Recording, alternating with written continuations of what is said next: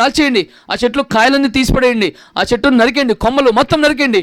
ఆ చెట్టు మొద్దు ఏదైతే ఉంటుందో కొంచెం ముద్దు, ఆ మొద్దుకి ఇనుము ఇత్తడి రెండు కలిపినటువంటి ఒక మరి కవచంలాగా వేసి ఒక కట్టు కట్టండి అని చెప్పానంట అని చెప్పిందంట దేవదూత. మళ్ళీ చెప్తానండి, ఒక పెద్ద చెట్టు వచ్చిందంట కల్లోకి.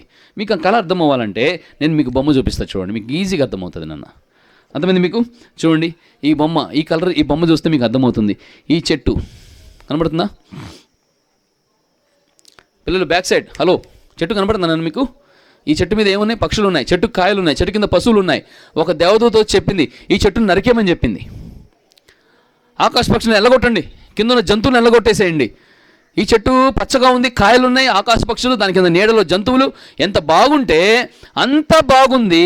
అయితే దేవదూత ఏం చెప్పిందంటే వద్దు మొత్తం కట్టేసేయండి, మొత్తం నరికేసేయండి, ఏమొచ్చొద్దు అని చెప్తా ఉంటే రాజు చెప్పే కళ చూస్తూ ఉంటే మరి దానియేలుకి భయం వస్తూ ఉంది లోపల. అమ్మో ఏంటి కళ, ఇట్లా వచ్చిందేంటి రాజు కళ, ఈ కళ ఏంటి, ఈ కళ యొక్క భావం ఏంటి, ఇలా వచ్చిందేంటి కళ అని చెప్పిన తర్వాత, రాజా దానియేలు నువ్వు వింటున్నావా నా కళ? అసలు నాకేమొచ్చిందో కళ?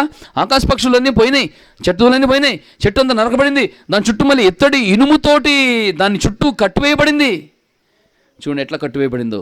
ఎలాంటి కళ వచ్చింది ఇక్కడ? ఎట్లాంటి కళ? చెట్లు ఉంది, కనబడుతుంది మీకు? చెట్టు ఉంది, ఆకాశ పక్షులు ఉన్నాయి. ఇదంతా చూస్తే తర్వాత ఎలా అయిపోయింది ఈ చెట్టు? చూడండి ఏమైపోయింది, చెట్టు ఏమైపోయింది చెప్పండి ఇప్పుడు? మొత్తం ఏమైపోయింది? నరకబడింది. చెట్టు అంతా కూడా నరకబడుతూ వచ్చింది. మరి ఆ విధంగా చెట్టు నరకబడినటువంటి పరిస్థితుల్లో ఏంటి ఇలా వచ్చింది కళ, ఏంటి పరిస్థితి, ఈ కళ యొక్క భావం ఏంటి అని చెప్పి వెంటనే మరి రాజు దానియేలుతో చెప్పినప్పుడు, దానియేలు భయపడతా రాజా కొంచెం సమయమే రాజా, ప్రార్థన చేస్తాను, ప్రభు నాకు సహాయం చేస్తాడు, నేను చెప్తాను రాజా, ఈ కళ యొక్క భావం ఏంటో నేను చెప్తానని చెప్పి వెంటనే ప్రార్థన చేసుకున్న తర్వాత ఆ కళ యొక్క భావం చెప్పడానికి సిద్ధపడతా ఉంటాడు. ఆ కళ యొక్క భావం చెప్పే ముందు మీద ఒక వాక్యం చదివించాలని ఆశపడుతున్నా. అందరూ బైబిల్ తీయండి. 1 పేతురు 5వ అధ్యాయం, 1 పేతురు 5వ అధ్యాయం.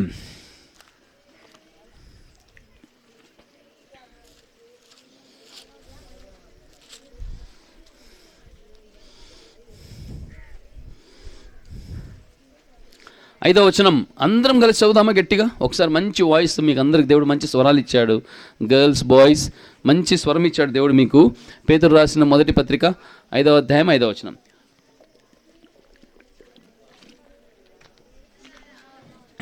అందరం కలిసి చదవండి. చిన్నారా మీరు పెద్దలకు లోబడి ఉండండి, మీరందరూ ఎదుటివాణిలో దీన మనసున్న వస్త్రం ధరించుకొని మిమ్మల్ని అలంకరించుకునుడి. దేవుడు అహంకారులను ఎదిరించి దీనులకు, అర్థమైందా? దేవుడు అహంకారులను, చెప్పండి నాతో పాటు, దేవుడు, అబ్బాయిలు మీరు కూడా చెప్పాలన్నా, అరే మీరు కూడా అబ్బాయిలు అంటారా? ఒరే చెప్పండి అన్న, బాయ్స్ వెనకున్న వాళ్ళు, అన్నలు, తమ్ముడు ఇది చూడు అన్న, నన్ను చూడు, అటు తర్వాత చూద్దు ఇటు చూడు.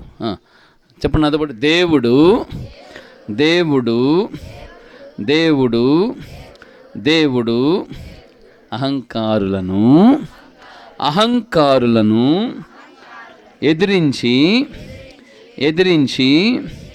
దీనులకు కృప అనుగ్రహించును. మీ కంటత వాక్యం కూడా ఇదే ఈరోజు. దేవుడు అహంకారులను ఎదిరించి దీనులకు ఏమిస్తాడంట? కృపనిస్తాడు. అహంకారం అంటే అర్థం ఏంటి? గర్వం, ప్రైడ్. అహంకారం అంటే అర్థం ఏంటి చెప్పండి? గర్వం, గర్వించడం. పిల్లలు ఒక మాట చెప్తానండి, నాశనమునకు ముందు ఏం నడుస్తుందంటే వాక్యంలో ఏమనుంది? గర్వం నడుస్తుంది. పడిపోవటకు ముందు అహంకారం గల మనస్సు నడుస్తుంది. బాయ్స్ వెనుకున్న వాళ్ళు, నువ్వే ఎక్కువ మాట్లాడుతున్నావు, నువ్వే ఎవరిని అనుకోదు, నిన్నే. ఇప్పుడు నువ్వు తలంచుకున్నావు, ఇజ్జుడు చాలాసేపు మాట్లాడావు, ఎనఫ్. అర్థమైందా? చాలు, దట్స్ ఎనఫ్. ఏ క్లాస్ చదువుతున్నావు నాకు తెలియదు. Be a good boy. వీబీఎస్కి వచ్చావు, సంవత్సరానికి ఒకసారి నీకు ఈ ఛాన్స్ వస్తుంది. ప్రతి నెల వీబీఎస్ జరగదు. సంవత్సరానికి ఎన్ని రోజులు జరుగుతుంది వీబీఎస్? బెసర్పేట బేర్షెబాలో 365 డేస్లో ఎన్ని రోజులు జరుగుతుంది చెప్పండి? ఇప్పుడు 3 days నువ్వు మందిరానికి వస్తున్నావు ఇక్కడికి. ఈరోజు నీకు ఒక పాఠం, ఉదయకాలం ఒక పాఠం, ఇప్పుడు ఒక పాఠం. ఉదయకాలం పాఠంలో పాపం చేయొద్దు అని చెప్పాడు దేవుడు. ఇప్పుడున్న పాఠంలో నువ్వు గర్వించవద్దని చెప్తున్నాడు. గుర్తుపెట్టుకో పిల్లలు, యవనస్తులు, ఆడపిల్లలు, మగపిల్లలు, మనలో ఎంత మాత్రమూ గర్వం ఉండకూడదు. దీన మనసు కలిగి ఉండాలి, తగ్గింపు కలిగి ఉండాలి. నాశనానికి ముందు గర్వం నడుస్తుంది, అహంకారం నడుస్తుంది. చాలామంది గర్వం ఎట్లా ఉంటుందంటే, నేను ఏమేం చేయగలను, మా నాన్న ఏమేం చేస్తాడు నాకు, మా అమ్మ ఏమేం చేస్తుంది నాకు, మా తల్లిదండ్రులు నాకు ఏమేమి ఇస్తారు. ఎందుకు మాట్లాడుతున్నారు?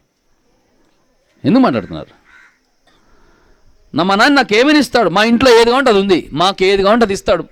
అరే నేను ఇంతే ఉంటా, నాకు మంచి మార్క్స్ వస్తాయి, నేను బాగా చదువుతా, నేను స్విమ్మింగ్ బాగా చేస్తా, నేను క్రికెట్ నేను వేసినట్టు బ్యాటింగ్, నాలాగా ఎవరు లేడు, నాలాగా ఎవరు లేరు అనుకుంటే చూడు, నా అంత అందంగా ఎవరు లేరు, నేను వేసుకున్న బట్టలు ఎవరు వేసుకోలేరు, నాలాంటి హెయిర్ స్టైల్ ఎవరికి లేదు, నాలాంటి లుక్ ఎవరికి లేదు, నాలాంటి స్టైల్ ఎవరికి లేదు, నాలాంటి జ్ఞానం ఎవరికి లేదు అనుకుంటే చూసావా, అదే గర్వం. దేవుని పిల్లలు, మందిరానికి వచ్చే పిల్లలు, యేసు ప్రభుని నమ్ముకున్న పిల్లలు తీర్మానం చేస్తున్నారు పొద్దున్న చాలామంది, మీరందరూ కూడా రక్షించబడిన మీరందరూ కూడా గర్వించకూడదు. దేవుడు చేసిన మేలును బట్టి, దేవుడిచ్చిన జీవితాన్ని బట్టి, దేవుడు చూపిన ప్రేమను బట్టి చాలా తగ్గింపు కలిగి ఉండాలి, దీన మనస్సు కలిగి ఉండాలి. అహంకారం ఉండరాదు, గర్వం ఉండరాదు. అనేకసార్లు మనము తెలియకుండా పాపం చేస్తుంటాం, రహస్య పాపాలు చేస్తుంటాం. పైకి మాత్రం మేకపోతు గాంభీర్యం ఎట్లా ఉంటుందంటే, అది మీదకు వచ్చేస్తుంది పెద్ద ఇదిలాగా. అర్థమైందా? అలాంటి గాంభీర్యం మనకు ఉండకూడదు. చిన్నపిల్లలు, యవనస్తులు, మీరు ఇప్పుడు your not a small kids, your not a very small kids. మీరు ఏదో చిన్న పిల్లలు కాదు, బుజ్జి పిల్లలు కాదు. మీకు అమ్మ అయ్యా అని చెప్పి గోల్డెన్ స్పూన్ తోటి, మరి బంగారు స్పూన్, వెండి స్పూన్తో మీకు అన్నం పెట్టడానికి. Your grown up, your matured, your studied. 10th అయిపోయింది, ఇంటర్ అయిపోతుంది, 9th అయిపోయింది, 10thలోకి వచ్చారు, అన్నీ తెలుసు మీకు. You know what is good, you know what is bad. ఎవరు చెప్పండి మాకు, ఇక్కడ ఉన్న వాళ్ళు చెప్పండి, అన్న నాకు మంచి చెడు అంటే తెలియదు అన్న పెద్దగా. చెప్పండి ఎవరన్నా, లేచి నిలబడి చెప్పండి చూద్దాం. నాకు మంచి ఏదో చెడేదో తెలియదు అనేవాళ్ళు ఉన్నారు ఎవరన్నా? ఎవ్వరు లేరు. అన్నీ తెలుసు మనకి, అన్నీ తెలుసు కాబట్టి పాపం చేస్తున్నావు, దేవునికి దూరం అయిపోతున్నావు. ఈ VBSలోనైనా, ఈ రోజైనా, ఈ పాఠంలోనైనా నీ హృదయాన్ని ప్రభుకి ఇచ్చేసేయి. ప్రభువా నేను పాపినైనా, నా జీవితాన్ని మార్చు ప్రభువా, నీ రక్తంతో నన్ను కడుగు, పరిశుద్ధమైన జీవితం జీవించాలి ప్రభువా. నెబుకద్నెజరుతో దేవుడు ఒక కళ ద్వారా మాట్లాడాడు. ఆ కళ భావం చెప్తా వినండి. ఇప్పుడు అతనికి వచ్చిన కళ 2 రకాలుగా వచ్చింది. మొట్టమొదటిగా ఎలా వచ్చింది? ఒక పెద్ద చెట్టు కదా, ఫోటో చూశారు కదా, ఇక్కడే కనపడుతుంది మీకు. కళ ఏమని కనపడుతుంది? మొట్టమొదటి ఏం కనపడింది? ఇక్కడ పెద్ద వృక్షం ఉంది, ఆ పైన ఆకాశ పక్షులు ఎగురుతున్నాయి, ఆ చెట్టు మీద నివాసాలు ఏర్పరచుకున్నాయి, ఆ కింద పశువులు గడ్డి మేస్తున్నాయి, నీడేస్తుంది. ఈ చెట్టు నీడేస్తుంది, ఈ చెట్టు ఆశ్రయం ఇస్తుంది, ఈ చెట్టు ఫలాలు ఇస్తుంది, ఈ చెట్టు పచ్చగా ఉంది. అదే నువ్వు. Every VBS student is like this. ఇక్కడ పైన ఈ చెట్టు మీద ఏం రాసుకోవాలి తెలుసా? నీ పేరు ఏం పేరు? అక్షిత అని రాసుకోవాలి. This is me, it's me. నీ పేరు ఏం పేరు రా? అజయ్. ఇది అజయ్ అని రాసుకోవాలి. ఈ చెట్టు కళ్ళందరూ మీ పేర్లు పెట్టుకొని పిలుచుకోండి. Yes I am, this is, yes I am David, నా పేరు ఇది నేనే. దేవుడు నన్ను ఇట్లా ఆశీర్వదించాడు, మంచి పేరెంట్స్ని ఇచ్చాడు, మంచి చదువు ఇచ్చాడు, కావాల్సిన తిండి ఇచ్చాడు, కావాల్సిన ఫెసిలిటీస్ ఇచ్చాడు, అన్నీ ఇచ్చాడు. నా జీవితంలో అన్నీ ఇచ్చిన దేవుడిని నేను చాలాసార్లు నిర్లక్ష్యం కలిగి ఉంటే దేవుడు నాతో మాట్లాడుతున్న రెండో మాట ఏంటి తెలుసా? ఇలా అయిపోయే పరిస్థితి వస్తుంది. ఎలా అయిపోయింది? చెట్టు మీద ఏముంది ఇప్పుడు? అక్షిత ఏమున్నావు నువ్వు ఇప్పుడు? నువ్వు ఇలా అయిపోయావండి చివరికి. అజయ్ ఇలా అయిపోయావుంటరా. హలో నవ్వేవాళ్ళు, మీరు కూడా అనుకోండి ఒకసారి, అరే నేను ఎలా ఉండేవాడిని, ఇలా అయిపోయానేంటి? ఎందుకని? కారణం ఏంటి తెలుసా? గర్వం. ఏం చెప్పండి? కారణం ఏంటి చెప్పండి? గర్వం. దేవుని బిడ్డలంగా చెట్టు అన్న తర్వాత ఇప్పుడు ఇక్కడ చెట్టు ప్లాంట్స్ ఉన్నాయి. నేను వన్యాన్ని అడిగా రాగానే, ఏముంది ఎట్లా ఏం చేసామంటే చిన్న ప్లాంట్స్ వేసామన్నాను. ప్లాంట్స్ అన్నీ పెరిగి పెద్ద అయినాయి కదా, ఇవన్నీ చూడండి ఎంత బాగా పెద్ద అయిపోయినాయో. ఇప్పుడు ప్లాంట్ వేసిన ఒక మొక్కను నాటిన తర్వాత అది పెరగట్లేదు. జాగ్రత్తగా వినండి, క్వశ్చన్కి ఆన్సర్ చేయాలి బాయ్స్. మీకు అందరు సైన్స్, బయాలజీ అన్నీ తెలుసు కదా, బాటనీ తెలుసు. ఒక మొక్క నాటిన తర్వాత ఆ మొక్క పెరగట్లేదు అంటే అర్థం ఏంటి? నీళ్ళు పోయట్లేదు. తర్వాత ఇంకెప్పటికీ పెరగకపోతే ఏమైపోతుంది? అది చచ్చిపోయిందా? షూర్. ఎంతమంది చెప్తారు చచ్చిపోదని? చచ్చిపోయిద్దన్నా ఎంతమంది చెప్తారు చెప్పండి? చెయ్యొద్దండి. మొక్క పెరగట్లేదంటే దాని అర్థం ఏంటి? ఇంకా దాని పని అయిపోయినట్టే. ఇప్పుడు చెట్టు పెరగట్లా, అది ఎండిపోతుంది, రోజు ఆకులు రాలిపోతున్నాయి, వడబడిపోతుంది, ఇంకా పనికి రాకుండా పోయింది అది. ఆ చెట్టు ఏమైపోయినట్టు? ఇంకా ఏమైపోయినట్టు? నోరు తెలిసి చెప్పండి. చచ్చిపోయింది. మీరందరూ బాగానే ఉన్నారు కదా, మరి మాట్లాడండి. ఏరా నోట్లో అద్దినా? సరి కూర్చో, సిట్ ప్రాపర్లీ. మందిరంలో చక్కగా కూర్చోవాలి. Very good boy. ఇప్పుడు చూడండి, బతికుంటేనే జీవితం. అంత మాత్రమే కాదు, ఎదుగుదల ఉండాలి. ఏ విషయాలు ఎదగాలి? ఏ విషయాలు ఎదుగుతాలి? ఎదుగుట, గ్రోత్. మీకున్న VBS అంశం థీమ్ ఏంటి చెప్పండి ఇప్పుడు? ఎదుగుట, దేవుని ప్రణాళిక. ప్రణాళిక అంటే అర్థం ఏంటి? ప్రణాళిక అంటే అర్థం ఏంటి? మన జనరల్ లాంగ్వేజ్లో చెప్పుకుందాం. ప్రణాళిక అంటే అర్థం ఏంటి చెప్పండి? ప్లాన్. వెరీ గుడ్ నాన్న. What is your name? Avinash. Very good. Plan. దేవుని ప్లాన్ ఏంటో తెలుసా? బాయ్స్, గర్ల్స్ వినండి. దేవుని ప్లాన్ ఏంటి? You have to grow. ఏమవ్వాలి చెప్పండి? You have to grow. Growing అంటే అర్థం ఏంటి? పెరగడం. గ్రోయింగ్ అంటే అర్థం ఏంటి? ఇంగ్లీష్ బాయ్స్, పెరగడం. గ్రోయింగ్ అంటే పెరగటమా, తరగటమా? పెరగాలి. మరి పెరగడం అంటే అర్థం ఏంటి? దేవుని ప్లాన్ అది. దేవుని ప్లాన్ ఏంటి? నువ్వేమవ్వాలి? రోజు రోజుకి పెరగాలి. దేంట్లో పెరగాలి? విశ్వాసంలో, దేవుని ప్రేమలో, వాక్యం చదవడంలో, ప్రార్థన చేయడంలో, మందిరానికి వెళ్ళడంలో, ఆత్మీయంగా జీవించడంలో, ఎగ్జామ్స్ బాగా రాయడంలో, మంచి మార్క్స్ పొందడంలో, మంచిగా పాస్ అవ్వటంలో, మంచి ఫ్రెండ్షిప్ కలిగి ఉండటంలో, అమ్మ నాన్నకు లోపట్టడంలో, దేవుని విశ్వాసం, దీంట్లో పెరగాలి. కానీ గర్వించే విషయాల్లో పెరగకూడదు. దేంట్లో పెరగకూడదు చెప్పమ్మా? ఇప్పుడు నెబుకద్నెజర్ని దేవుడు ఏం చేసినాడంటే, అజర్య, హనన్య, మిషాయలు, శద్రకు, మేషకు, అబేద్నెగోలు అగ్నిలో పడితే వారిని కాపాడిన దేవుడు, వాడు బయటికి రాగానే మీ దేవుడే నిజమైన దేవుడు అన్నాడు. ఆ తర్వాత 2-4 రోజుల తర్వాత కళ వచ్చింది. ఆ కళలో చెట్టు ఇట్లా ఎండిపోయింది. ఇది నెబుకద్నెజరు జీవితం. ఇది నెబుకద్నెజరు జీవితం. కానీ నెబుకద్నెజరుతో దూత వచ్చి ఇలా చెప్పిందనమాట. సరిగ్గా 7 సంవత్సరాల తర్వాత నెబుకద్నెజరు, జాగ్రత్తగా వినండి పిల్లలు, సరిగ్గా కొంతకాలం తర్వాత మరి దేవుడు నెబుకద్నెజరుతో మాట్లాడుతూ వచ్చాడు. అతని నుండి రాజ్యము కొట్టివేయబడుతుంది. ఏం చేయబడుతుంది? రాజ్యం ఏమవుతుందంట? కొట్టివేయబడుతుంది. రాజ్యం కొట్టివేయబడుతుంది. అతడు మానవుడై ఉండి పశువు యొక్క మనస్సు కలిగి ఉంటాడు. మనుషులంగా మనకి మానవ మనస్సు ఉంటుంది, కానీ జంతువు మనస్సు ఉంటుందా? మనకేమన్నా? నీకు జంతువు మనసు ఉందా? Do you have heart of cat? No. Do you have heart of dog? No. నీకేమైనా కుక్క మనసు ఉందా? నీకేమన్నా? ఏనా పిల్లి మనసు ఎవరికైనా ఉందా? కోతి మనసు ఎవరికైనా ఉందా? కోతి మనసు ఉంటే ఏమంటారు? ఈడు కోతి అంటారు. కుక్క మనసు ఉంటే కుక్కతో ఒక వంకర అంటారు. పిల్లి మనసు ఉంటే పిల్లి బతికిది అంటారు. గోడ మీద పిల్లిలాగా తిరుగుతూ ఉంటాడు అటు ఇటు. అవునా కదా? అలాగే నెబుకద్నెజర్ని దేవుడు ఏమన్నాడు తెలుసా? నెబుకద్నెజరు, రెడ్ షర్ట్ ఇటున్నానా, దేవుడు నెబుకద్నెజరు, నా మాట వినకపోతే నీ నుంచి రాజ్యం కొట్టివేయబడుతుంది. నీ జీవితంలో మానవ మనస్సు పోయి పశువు యొక్క మనస్సు వస్తుంది. నువ్వు అందరి చేత తరిమి వేయబడతావు. నువ్వు రాజ్యం పోగొట్టుకుంటావు. దేవుని నుంచి దూరం అయిపోతావు అని చెప్తూ వచ్చాడు. ఈ కళ రాగానే వెంటనే దానియేలు పిలిపించుకున్నాడు. దానియేలు నాకు ఈ కళ వచ్చింది. దానియేలు ఏం చేయమంటావు చెప్పు. మళ్ళీ అడుగుతున్నాడు దానిని పిలిచి, దానియేలు ఈ కళ యొక్క భావం చెప్పు నాకు. ఈ కళ యొక్క భావం చెప్పనుగానే వెంటనే దానియేలు మరి రాజుకు చెప్పినటువంటి మాట ఒక రకంగా చెప్పాలంటే, ఒకటి కళ యొక్క భావం చెప్పాడు, ఆ తర్వాత శుభవార్త కూడా చెప్పాడు. కళ యొక్క భావం చెప్పాడు, శుభవార్త కూడా చెప్తూ వచ్చాడు. ఈ కళ యొక్క భావం ఏం చెప్తున్నా వచ్చాడంటే, రాజా ఆ కనపడుతున్నటువంటి చెట్టు వృక్షం నువ్వే. రాజా కనపడుతున్నటువంటి వృక్షం నీవే. నీ జీవితంలో నిన్ను దేవుడు ఆశీర్వదించాడు. దేవుడు మేలు చేస్తున్నాడు. నీ పట్ల దయ చూపిస్తూ వచ్చాడు. అయితే నువ్వు నా మాట వినకపోతే నీ జీవితంలో నువ్వు రాజ్యం కొట్టువేయబడుతుంది. నీ రాజ్యం ఈ విధంగా అయిపోతుంది. రాజా నువ్వు జాగ్రత్త కలిగి ఉండు. దేవుణ్ణి కనపరచు. గర్వించొద్దు అని చెప్పాడు. ఏం చేద్దని చెప్పినాడు చెప్పండి? గర్వించొద్దు. అలా గర్వించొద్దని చెప్పిన తర్వాత దానియేలు చెప్పిన మాట నెబుకద్నెజరు విన్నాడు. కొద్దిగా కొన్ని సంవత్సరాల తర్వాత, పిల్లలు వినండి, కొన్ని సంవత్సరాల తర్వాత ఎప్పుడైతే దానియేలు నెబుకద్నెజరు ఒకసారి ఇట్లాగే నడుచుకుంటూ రాజ్యం బయట తన భవనం బయట తిరుగుతూ ఉంటే, ఆ యొక్క కట్టడాలు, ఆ బిల్డింగ్స్, ఆ అంతఃపురము అదంతా చూసిన తర్వాత ఏమనుకుంటే తెలుసా? అబ్బా ఇదంతా నేనే కట్టాను కదా. ఏమనుకుంటే చెప్పండి? ఏమనుకుంటే చెప్పండి? అబ్బా ఇదంతా నేనే కట్టాను. ఈ రాజ్యం ఎంత బాగుంది. ఇది నేనే కట్టాను. ఇదంతా నా ఘనతే. ఇదంతా నా జ్ఞానమే. నేను నిర్మించాను. ఇది నేను కట్టిందే ఇది అని చెప్పి తను హెచ్చించుకుంటూ వచ్చాడు. అలా హెచ్చించుకుంటూ వచ్చిన తర్వాత దేవుని యొక్క జ్ఞానమును, దేవుని యొక్క ఘనతను, దేవునికి కావాల్సిన మహిమను తాను తెలియకపోతూ వచ్చాడు. పిల్లలు, మనం ఎప్పుడైతే దేవుణ్ణి మహిమపరచమో దేవుని నుంచి దూరం అయిపోతాం. జాగ్రత్త. నీవు ఎప్పుడైతే దేవునికి దూరం అయిపోతావో దేవుని మహిమను నీ జీవితంలో చూడలేవు. యవనస్తులుగా, పిల్లలుగా మీరు ప్రభువుని నమ్ముకోవాలని వచ్చారు. వీబీఎస్లో దేవుని వాక్యం వింటున్నారు. ఈ వీబీఎస్ అయిపోయిన తర్వాత దేవునికి దూరం అయిపోవద్దు. దూరం అయిపోతే నీ బ్రతికి ఏమవుతుందో తెలుసా? ఇంతకంటే ఘోరమైపోతుంది. జాగ్రత్త.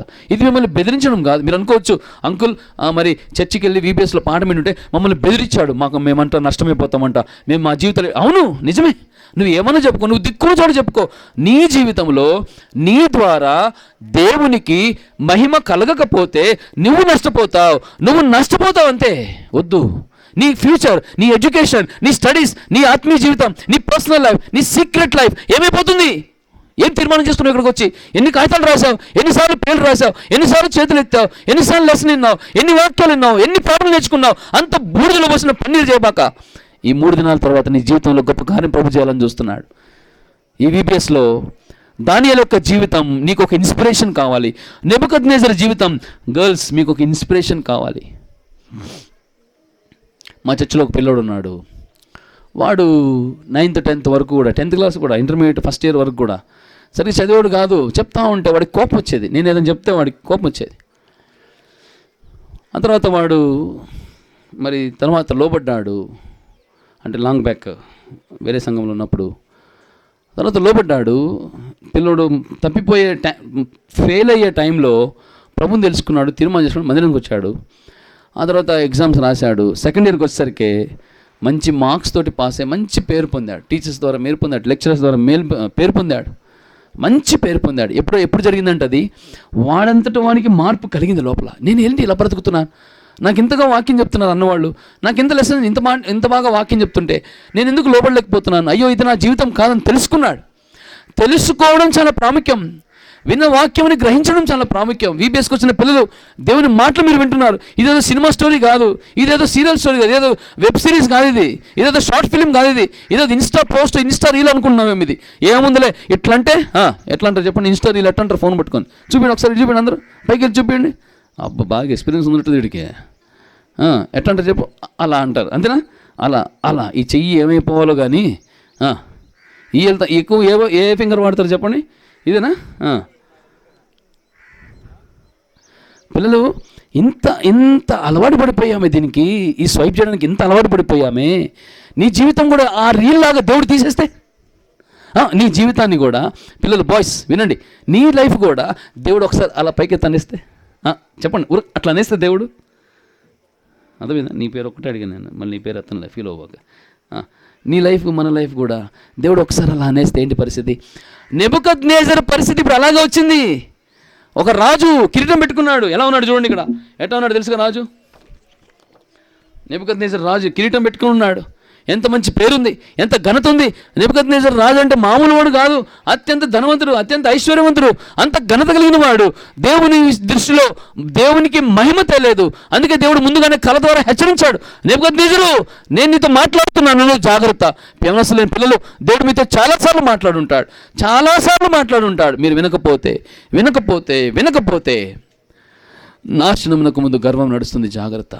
కాబట్టి ప్రభు చెప్పినాడు, దానియేలు ప్రవక్త చెప్పాడు, రాజా నువ్వు గర్వించకు అని చెప్తూ వచ్చాడు. అయితే నెబుకద్నెజరు చూసి, అబ్బా ఇదంతా నేనే కదా కట్టింది, ఇది నా జ్ఞానమే, ఇదంతా నా జ్ఞానమే, ఇదంతా నా తెలివి, ఇదంతా నా ద్వారానే జరిగిందని ఎంత గర్వించాడు. అంత గర్వించిన తర్వాత ఆ రాత్రే నెబుకద్నెజరు తన జన్ల నుండి వెళ్ళగొట్టబడుతూ వచ్చాడు.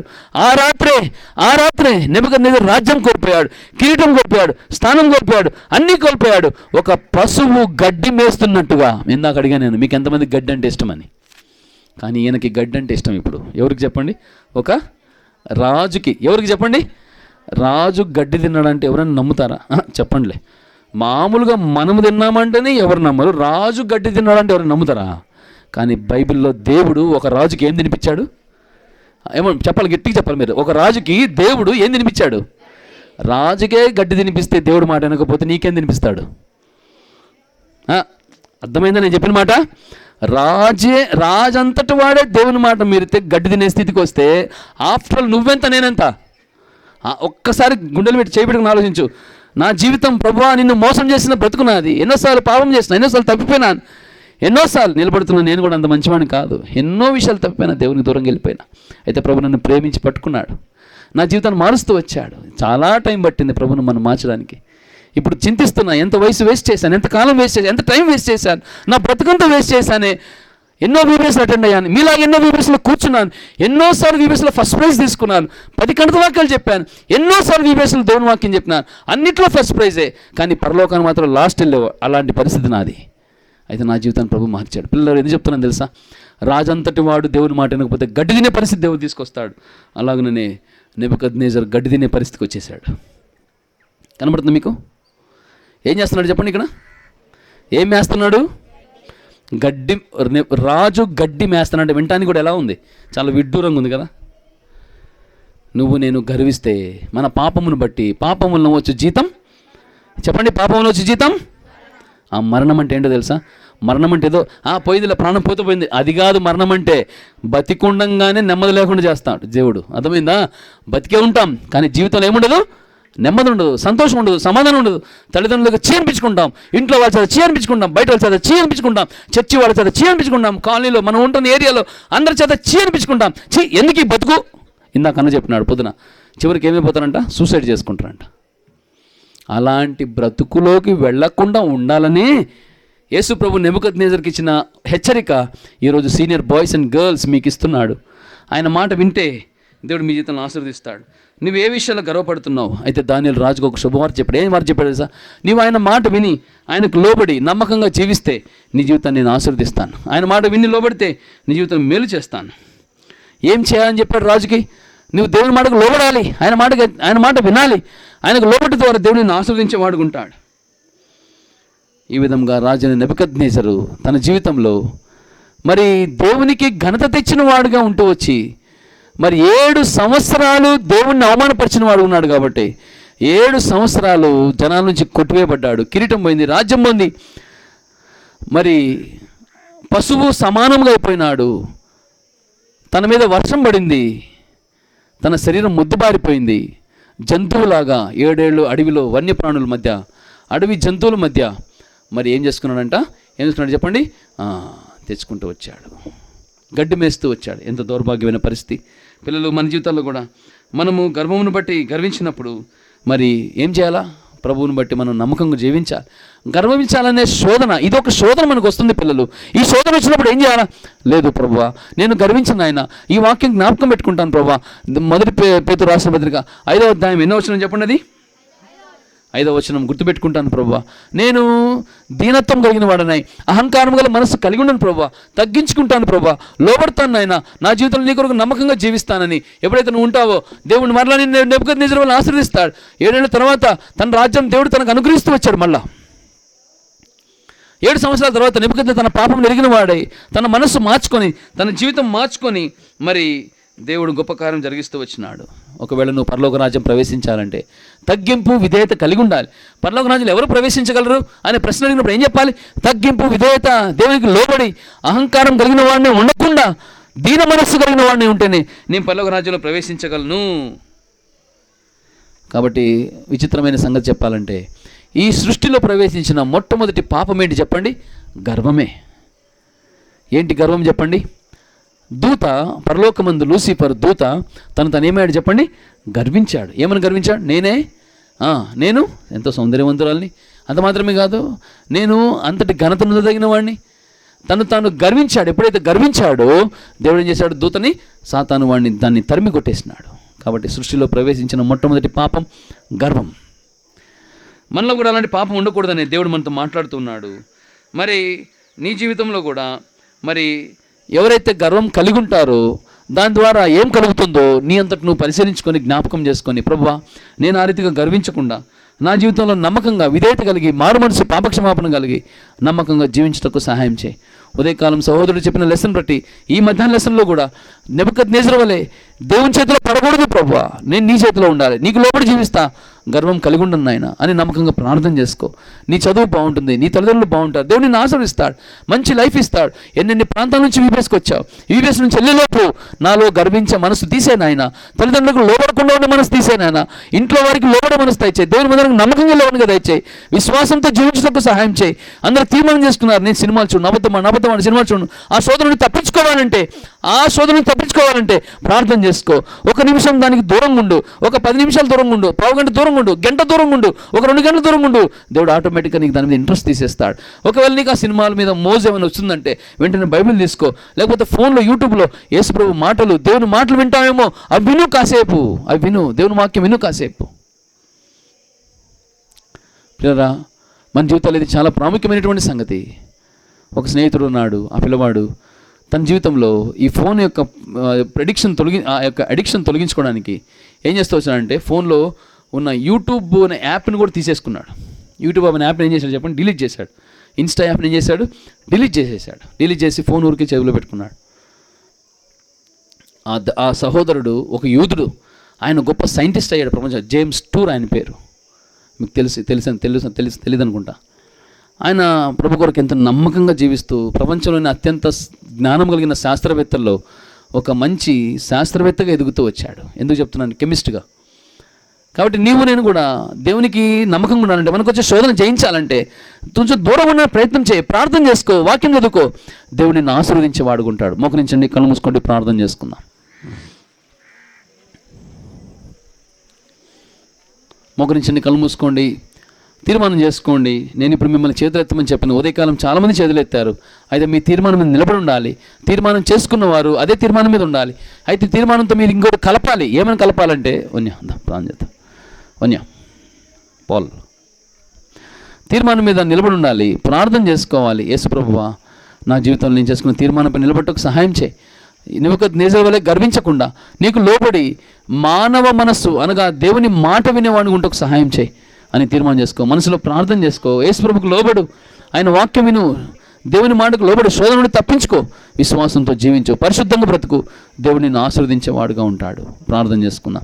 పిల్లలు మోకరించండి, కళ్ళు మూసుకోండి. అన్న ప్రార్థన చేస్తారు.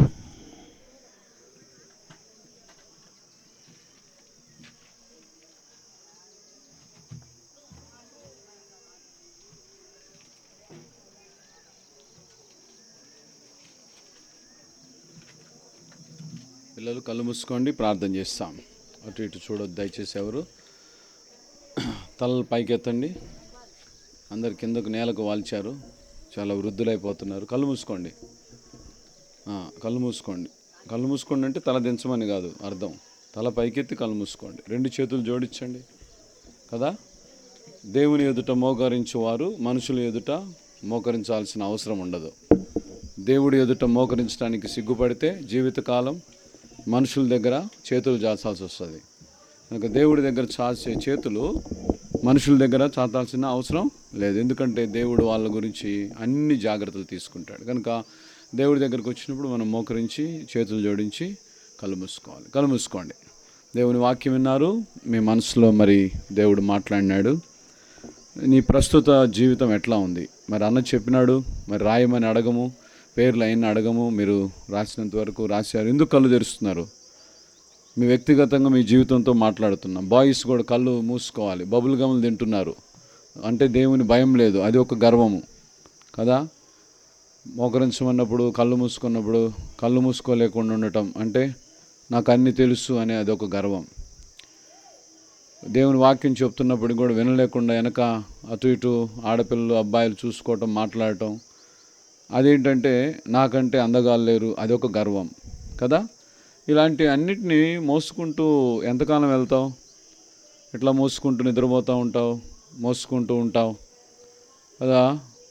చాలామంది ఏమనుస్తున్నాం, చక్కగా బయట కనపడాలని చూపించుకుంటాం, చాలా మంచిది, అందంగా ఉండాలని ఆశపడతాం. కానీ నిజంగా హృదయం అందంగా ఉందా?